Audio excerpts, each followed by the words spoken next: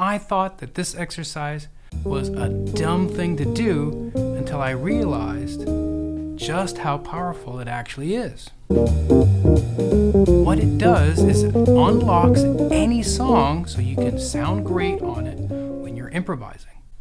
If you don't want to improvise long fluid lines that sound amazing, like you're really making the changes, all the while learning a song inside out, then don't do the stuff I cover in this video. It's a no-brainer. Let's start with playing quarter notes. Let's use the chord changes to There Will Never Be Another You. Start off slow.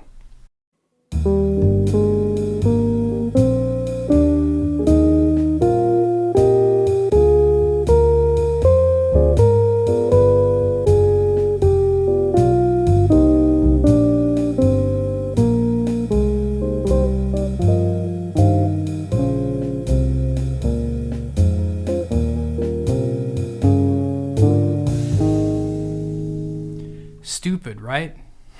Essentially, it's running scales. It's that simple? Yes.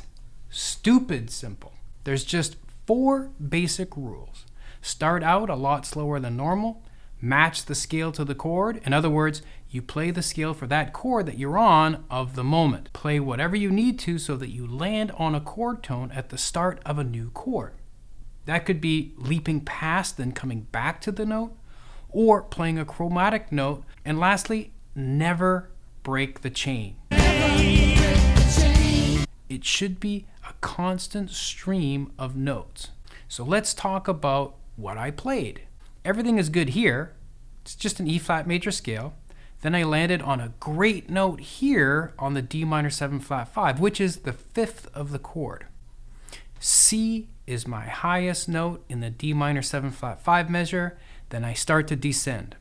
I would have landed on an A flat note as my first note on the G7 chord, but a B natural sounds stronger because it's the 3rd of the G7, so I played a B flat, then went back up to the B natural.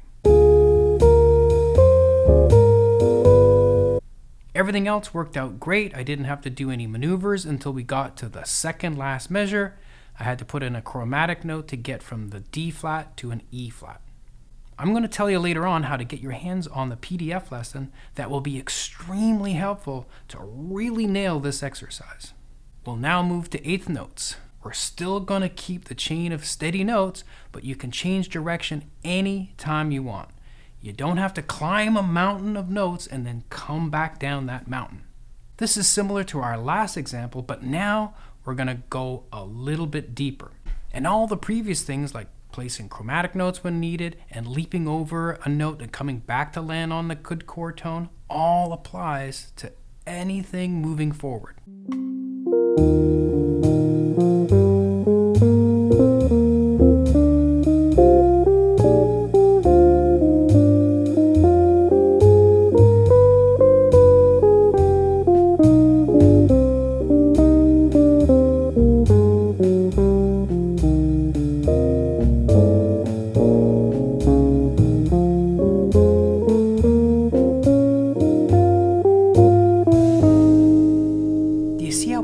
This stupid exercise is. It teaches you how to play fluid lines and how to instinctively learn how to avoid any snags when you're soloing in real time. This is great because it teaches you how to adjust your line to land on a good choice note on each new chord by changing directions.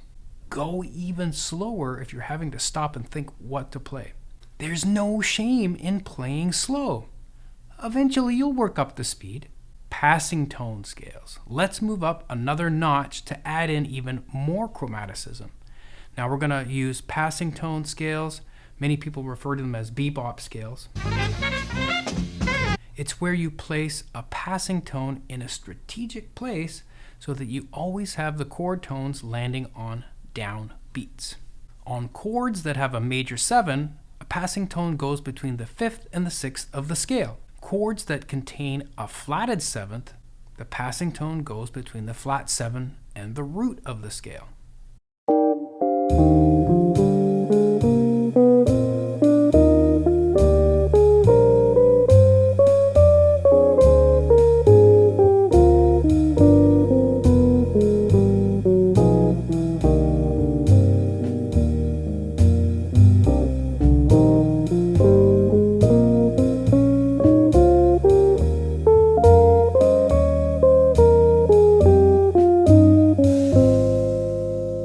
Next, we'll bring in substitutions.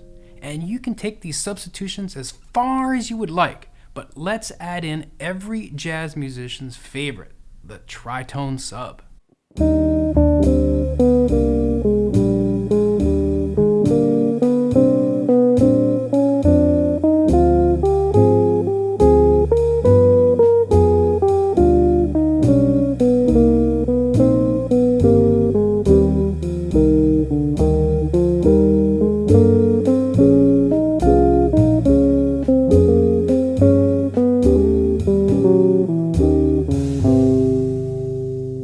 Now we'll break the chain. Basically anything goes. Play whatever you want. Thirds, which arpeggios fall under that category. Any interval leap, chromatics, whatever you want. Just go for it. Think of all the practice you did before this to prepare yourself for this step.